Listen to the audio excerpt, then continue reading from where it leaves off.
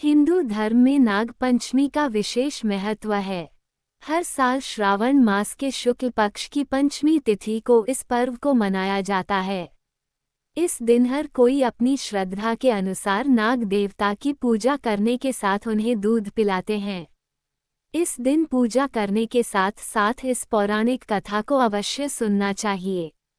आइए जानते हैं नाग पंचमी की व्रत कथा। प्राचीन काल में एक सेठ जी थे जिनके 7 पुत्र थे। 7 पुत्र विवाहित थे। इन्हीं 7 में से सबसे छोटे पुत्र की पत्नी काफी चरित्रवान और श्रेष्ठ थी, लेकिन उसका कोई भाई नहीं था। एक दिन सेठ जी की सबसे बड़ी बहू ने घर लीपने के लिए पीली मिट्टी लाने को सभी बहुओं को साथ चलने के लिए कहा, तो सभी बहुएं धलिया और खुरपी लेकर मिट्टी खोदने लगीं। तभी वहां एक सांप निकला। जैसे ही बड़ी बहू ने देखा तो उसे खुरपी से मारने की कोशिश करने लगी। ऐसे में छोटी बहू ने तुरंत उसे सांप मारने से रोका। ऐसे में बड़ी बहू ने सांप को नहीं मारा। ऐसे में सांप उस स्थान से हटकर एक ओर जाकर बैठ गया। फिर छोटी बहू ने सांप से कहा, मैं अभी लौटकर आती हूँ, तुम यहाँ से कहीं मत जाना। ये कहकर वह सबके साथ मिट्टी लेकर घर चली गई, लेकिन घर में कामकाज के कारण सांप को दिया वादा भूल गई। जब छोटी बहू को दूसरे दिन वह बात याद आई तो वह सभी को साथ लेकर वहां पहुंची और सांप को उस स्थान पर बैठा देख बोली, सर्प भैया नमस्कार। सांप ने कहा, तू भैया कह चुकी है, इसलिए तुझे माफ कर देता हूँ, नहीं तो झूठी बात कहने के कारण तुझे डस लेता। वह बोली, भैया मुझसे भूल हो गई, क्षमा मांगती हूँ। सांप बोला, अच्छा, तू आज से मेरी बहन हुई और मैं तेरा भाई। तुझे जो मांगना हो मांग ले। वह बोली, भैया मेरा कोई भाई नहीं है, अच्छा हुआ जो तू मेरा भाई बन गया। कुछ समय बीतने पर वह सर्प मनुष्य का रूप लेकर उसके घर आया और बोला कि मेरी बहन को भेज दो। सब हैरान हो गए क्योंकि सभी यही जानते थे कि छोटी बहू के कोई भाई नहीं था। तो सर्प बोला, मैं इसका चचेरा भाई हूँ, बचपन में ही बाहर चला गया था। ऐसा सुनकर घर के लोगों ने छोटी बहू को उसके साथ भेज दिया। उसने मार्ग में बताया कि मैं वही सर्प हूँ, इसलिए तू डरना नहीं और जहाँ चलने में कठिनाई हो वहाँ मेरी पूंछ पकड़ लेना। छोटी बहू उसके कहे अनुसार उसके घर पहुँच गई। वहाँ के धन ऐश्वर्य को देखकर वह चकित हो गई। एक दिन सर्प की माता ने उससे कहा, मैं एक काम से बाहर जा रही हूँ, तू अपने भाई को ठंडा दूध पिला देना। लेकिन छोटी बहू को ये बात ध्यान नहीं रही और उसने गलती से सर्प को गर्म दूध पिला दिया, जिसमें उसका मुख बुरी तरह से जल गया। ये देखकर सर्प की माता बहुत क्रोधित हुई, परंतु सर्प के समझाने पर शांत हो गई। तब सर्प ने कहा कि बहन को अब उसके घर भेज देना चाहिए।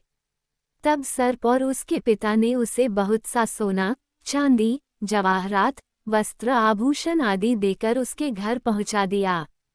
इतना ढेर सारा धन देखकर बड़ी बहू ने ईर्ष्या से कहा, तेरा भाई तो बड़ा धनवान है, तुझे तो उससे और भी धन लाना चाहिए। सर्प ने यह वचन सुना तो सब वस्तुएं सोने की लाकर दे दी। ये देखकर बड़ी बहू ने कहा, इन्हें झाड़ने की झाड़ू भी सोने की होनी चाहिए।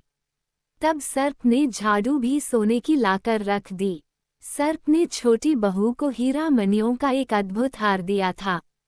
उसकी प्रशंसा उस देश की रानी ने भी सुनी और वह राजा से बोली कि सेठ की छोटी बहू का हार यहाँ आना चाहिए। राजा ने मंत्री को हुक्म दिया कि उससे वह हार लेकर शीघ्र उपस्थित हो। मंत्री ने सेठ जी से जाकर कहा कि महारानी जी छोटी बहू का हार पहनेंगी, वो उससे लेकर मुझे दे दो। सेठ जी ने डर के कारण छोटी बहू से हार मंगा कर दे दिया।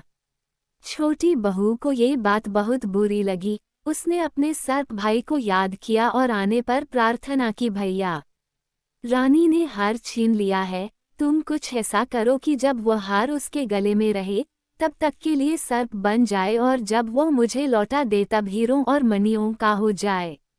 सर्प ने ठीक वैसा ही किया। जैसे ही रानी ने हार पहना वैसे ही वह सर्प बन गया। ये देखकर रानी चीख पड़ी और रोने लगी। ये देख राजा ने सेठ के पास खबर भेजी कि छोटी बहू को तुरंत भेजो। सेठ जी डर गए कि राजा न जाने क्या करेगा। वे स्वयं छोटी बहू को साथ लेकर उपस्थित हुए।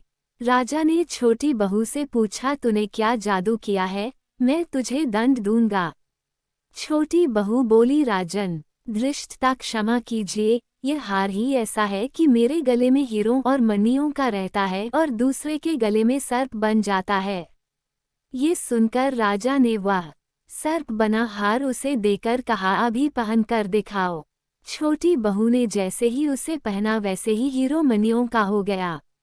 ये देखकर राजा को विश्वास हो गया और उसने प्रसन्न होकर उसे ढेर सारी मुद्राएं पुरस्कार में दी। छोटी बहू घर लौट आई।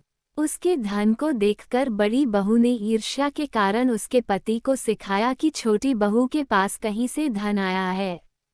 ये सुनकर उसके पति ने अपनी पत्नी से पूछा कि सही बता, ये धन तुझे कौन देता है।